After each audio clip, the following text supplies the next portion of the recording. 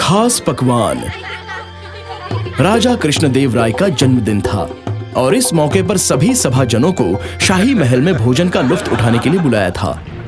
जब रामा वापस अपने घर पर लौटते हैं तो राजमहल में खाए हुए भोजन की तारीफ करते नहीं थकते और सबसे ज्यादा वहाँ खाए हुए बिना बीज के बैंगन करी की। बिना बीज के बैंगन? जरूर आप कोई गलती कर रहे हैं, हर बैंगन में बीज होता है। नहीं, मैं गलत नहीं हूँ। कर्मचारियों ने बताया कि वो बैंगन का पेड़ एक परदेसी ने दिया था और वो पेड़ बस उसी शाही बगीचे में ही मौजूद है। ऐसी बात है?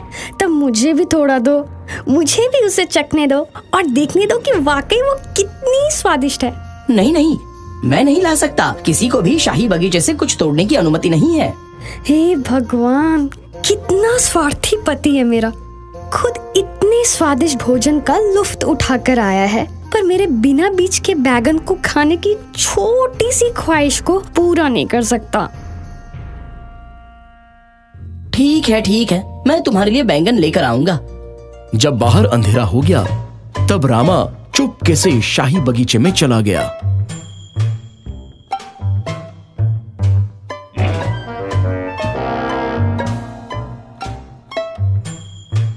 उसने धीरे से कुछ बैंगन तोड़े और जितनी जल्दी हो सके वो घर वापस आ गया।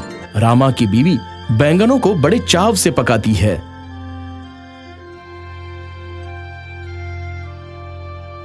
ये दुनिया का सबसे स्वादिष्ट बैंगन है जो मैंने आज पहली बार चखा है। हमारे बेटे को भी बुलाओ, उसे भी चखने दो।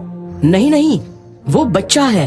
वो इस बारे में सबको बता देगा और राजा को पता चल जाएगा कि मैंने बैंगन चुराए हैं। नहीं, वो नहीं बताएगा। जाओ, उसे उठा कर लाओ। रामा का बेटा आंगन में बहुत अच्छे से सो रहा था। रामा ने उस पर थोड़ा पानी छिड़का और उसे उठाया।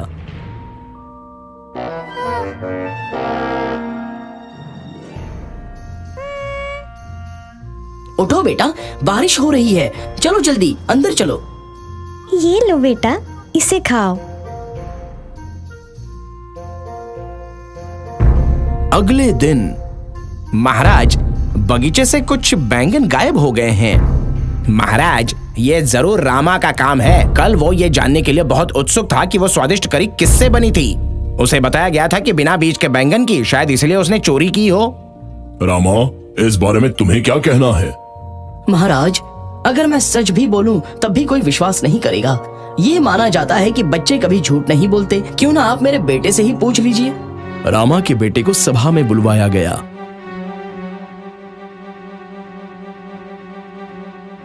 प्यारे बच्चे, कल रात को खाने में तुमने क्या खाया था? महाराज, हमने बैंगन की करी खाई थी। रामा, तुमने बैंगन क्यों चुराए? मैं तुम्हें वो ऐसे ही तोहफे में दे देता अगर तुमने मुझसे मांगे होते। महाराज, मेरे बेटे ने खाना तब खाया था जब वो पूरी नींद में था। मेरा बेटा शाम होते ही सो गया था और फिर रात के खाने के वक्त उठ गया था। ये सच है महाराज। मैं आंगन में सोया हुआ था। जब बारिश होने लगी तब पिताजी मुझे उठाकर अंदर ले गए। इस बात पर सबको यकीन हो गया कि जरूर बच्चा बहुत ही नींद में होगा। बारिश तो हुई ही नहीं थी और नींद में डूबा बच्चा जरूर समझ नहीं पाया होगा कि उसने खाने में क्या खाया है। उस शाम जब रामा और राजा नदी किनारे टहल रहे थे। रामा, मैं अभी भी अचंभे में हूँ कि किसने शाही बगीचे के बैंगन चुराए होंगे। मैं आपको बता दूंगा कि चोर कौन है, अगर आप उसे माफ कर देने की कसम खाएं तो। ठीक है, मैं उसे माफ कर दूंगा। रामा ने राजा को पूरी कहानी सुनाई। राजा ये सुनकर बहुत ही खुश होते हैं और हंसते हैं। रामा ने खुद को बचा लिया और माफी भी मांग ली।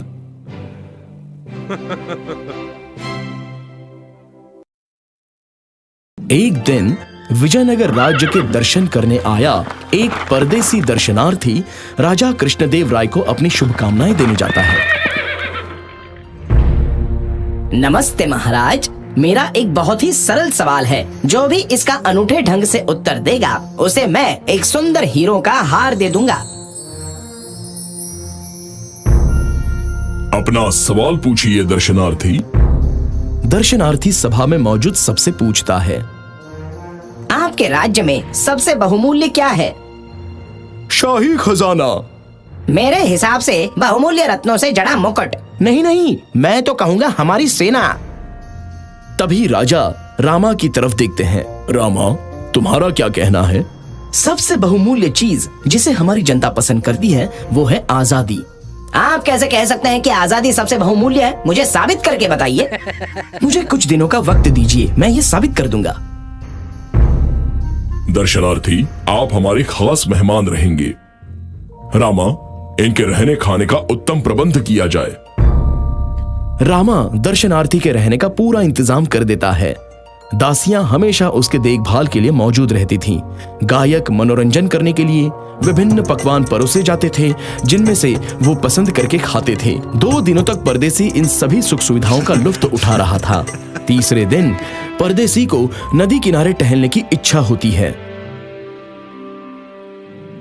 लेकिन तभी ही सिपाहियों ने उसे दरवाजे पर रोक लिया। महाशय, हमें आपको बाहर ना जाने देने का हुक्म दिया गया है। जरूर ये मेरे सुरक्षा के लिए है, मैं अंदर ही रहता हूँ। और दिन बीतते चले गए।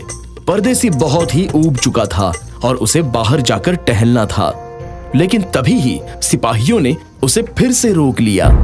नहीं महाशय, आप नहीं जा सकते। अब तो परदेसी को कैद होने जैसा लगने लगा। उसका सभी सुख सुविधाओं से मन पूरी तरह से ऊब गया। 2 हफ्ते बाद ही राजा परदेसी को दरबार में बुलवाते हैं। ओ महाराज, मेरी हालत बहुत खराब है। क्यों? क्या रामा ने आपका अच्छे से ख्याल नहीं रखा? हाँ, उसने तो रखा। उन्होंने बहुत बढ़िया इंतजाम किया था, पर मैं खुद ही उनका आनंद नहीं उठा पाया। क्यों? सारे ऐशो आराम होते हुए भी आपने उन सबका आनंद क्यों नहीं लिया? क्योंकि महाराज, मुझे एक बार भी मेहमान घर से निकलने को नहीं दिया गया। ये सुनकर राजा बहुत हैरान हो गए। रामा, मैंने तुम्हें हमारे मेहमान का बहुत अच्छे से ख्याल रखने को कहा था, पर तुम असफल रहे। महाराज, मैं परदेसी को ये साबित कर रहा था कि आजादी सबसे बहुमूल्य है। उनके पास सारे ऐशो आराम होते हुए भी वो उनका आनंद नहीं ले पाए, क्योंकि उनके पास अपनी आजादी नहीं थी। आपने अपनी बात साबित कर दी रामा। ये रहा हीरो का हार, आप हो इसके सच्चे हकदार।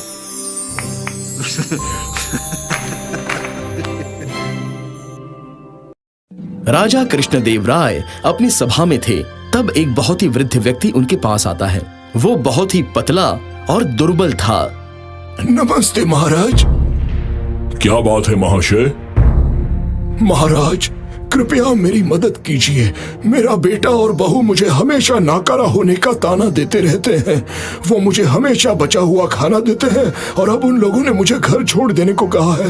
मैं बहुत बूढ़ा हूँ, मुझे काम नहीं मिल रहा है।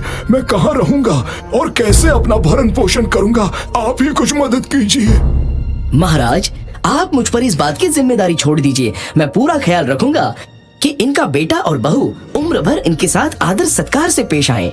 महाशय, आप वैसा ही कीजिए जैसा रामा आपसे कहे। रामा बूढ़े व्यक्ति को सोने के सिक्कों से भरा एक झोला देता है और उसे क्या करना है बताता है। जब बूढ़ा व्यक्ति अपने घर लौटता है तो उसके बेटे और बहू उसके हाथ में लाल झोला देखते हैं और उसमें क्या है ये जानने के लिए उत्सुक हो जाते हैं। मैं कुछ दिनों के लिए इस कमरे का इस्तेमाल करूंगा और फिर चला जाऊंगा। वो वृद्ध व्यक्ति कमरे के कोने में जाता है और सोने के सिक्कों को गिनने लगता है।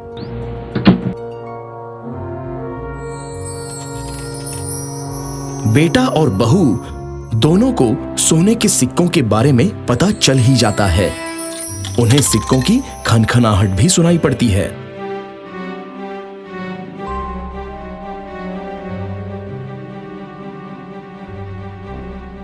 ऐसा लगता है कि मेरे पिता ने अपना धन कहीं छुपा कर रखा था, जिसे अभी वो हटा रहे हैं ताकि अपने जरूरत में उपयोग कर सकें। ओह, अब हम उन्हें जाने नहीं दे सकते हैं।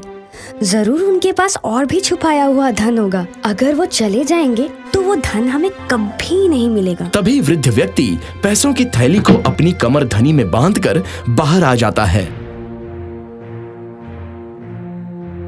ठीक है, अब मैं चलता हूँ। तुम दोनों हमेशा खुश रहो। मत जाइए पिताजी, हम आपके साथ अशिष्ट व्यवहार नहीं करेंगे। आप जब तक आपका मन हो यहाँ रह सकते हैं। हम आपकी सारी सुख सुविधाओं का ख्याल रखेंगे।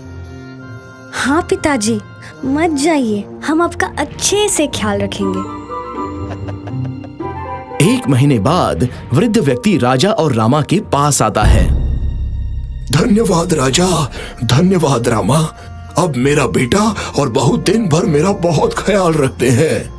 वो बहुत स्वादिष्ट पकवान बनाते हैं और जब भी मैं सोता हूँ तो मेरे पैर दबाते हैं, मेरे साथ बहुत अच्छे से पेश आते हैं। ये तो बहुत ही अच्छी बात है महाशय, पर हमें ये बताइए कि ये हुआ कैसे? पूरी कहानी सुनने के बाद राजा तेनालीरामा को बहुत बधाइयां देते हैं और उनकी बुद्धि और तरकीब की दाद देते हैं।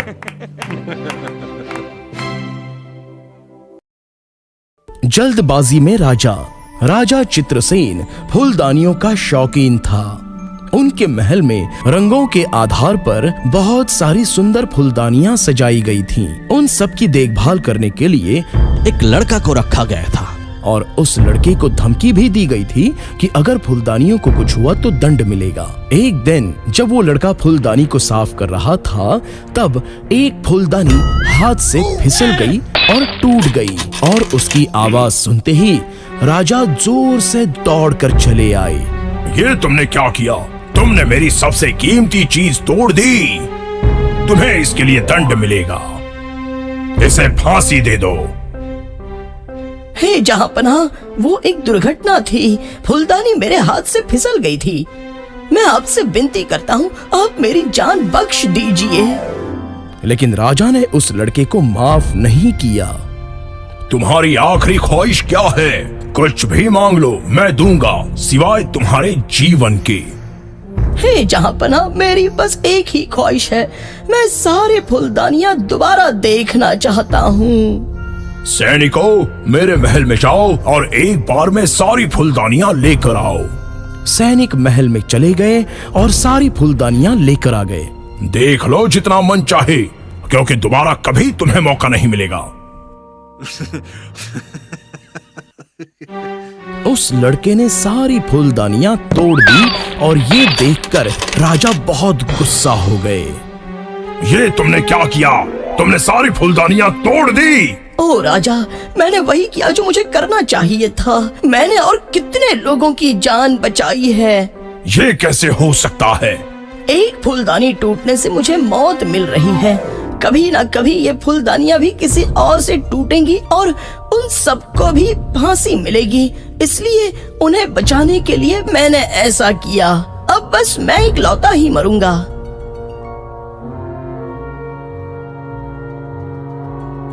लड़के, मैं तुमसे एक मत हूँ। तुमने मेरी आंखें खोल दी।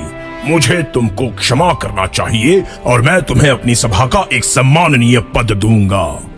तात्पर्य, गुस्से में लिया गया निर्णय हमेशा गलत होता है, इसलिए जल्दबाजी में निर्णय नहीं लेना चाहिए। पढ़े लिखे मूर्ख। एक गांव में 4 दोस्त रहते थे। एक दिन वो सब एक साथ बैठकर उच्च विद्या के लिए काशी जाने की बात कर रहे थे। तो दोस्तों, कल ही हम काशी के लिए चलते हैं। क्या कहते हो तुम सब? प्यारे दोस्तों, हमें लगता है व्यवहारिक बुद्धि उच्च विद्या से ज्यादा जरूरी होती है। नहीं नहीं, उच्च विद्या ज्यादा जरूरी है। मुझे कोई ब्याज नहीं है उच्च विद्या से, क्योंकि मेरे लिए व्यवहारिक बुद्धि ही ज्यादा मायने रखती है। नहीं, मैं नहीं आऊंगा। 3 दोस्त काशी में उच्च विद्या के लिए निकल पड़े। चौथा दोस्त उन लोगों के साथ नहीं गया। कुछ साल बाद 3 दोस्त गांव में लौटते हैं। उन्होंने अपनी उच्च विद्या का शिक्षण पहले ही ले लिया है। हम जैसे पढ़े लिखों के लिए यहाँ कोई अच्छी नौकरी नहीं है। चलो शहर चलते हैं अच्छी नौकरी ढूंढने। हाँ हाँ, तुम सही कहते हो। क्या मैं भी आ सकता हूँ तुम लोगों के साथ? तुम्हें कोई विद्या नहीं है, तुम क्या करोगे शहर जाकर जब तुम में कोई विद्या ही नहीं? उससे फर्क नहीं पड़ता। मैं उतना तो चालाक हूँ कि शहर में जाकर पैसे कमा सकता हूँ। 4 दोस्त शहर के लिए निकल पड़े। देखो दोस्तों, एक मरा हुआ शेर। मैं अपनी विद्या से इसकी हड्डियां एक कर सकता हूँ। मैं इसकी खाल इसकी हड्डियों में पहना सकता हूँ। मैं अपनी विद्या से इसमें जान डाल सकता हूँ। संभल के, शेर सबको खा जाएगा अगर तुमने इसमें जान डाल दी तो। तुम्हें कुछ नहीं पता, तुम बस हमारे प्रयोग को नाकाम करना चाहते हो। 3 दोस्त अपना प्रयोग शुरू कर देते हैं।